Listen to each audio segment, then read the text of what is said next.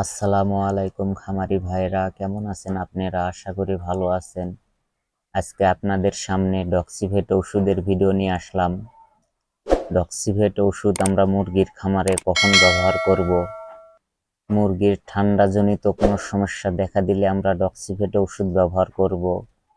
ঠান্ডাজনিত সমস্যা বলতে মুরগির শ্বাস প্রশ্বাসের সমস্যার কারণে যখন মুরগি হা করে নিঃশ্বাস নেয়, মাথা উঁচু করে নিঃশ্বাস নেয়, নিঃশ্বাস না নিতে পারার কারণে মুরগি যখন মারা যায়, তখন আমরা ডক্সিভেট ব্যবহার করব।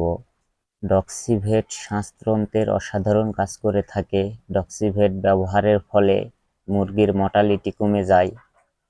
ঠান্ডাজনিত কোনো সমস্যা দেখা দিলে আমরা অবশ্যই ডক্সিভেট ব্যবহার করব। ডক্সিভেট ব্যবহার করব কি নিয়মে?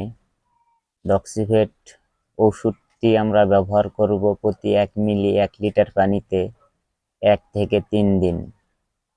আমার ভিডিওটি দেখে যদি আপনারা উপকৃত হন, অবশ্যই আমার চ্যানেল সাবস্ক্রাইব করবেন। সবাই ভালো থাকবেন।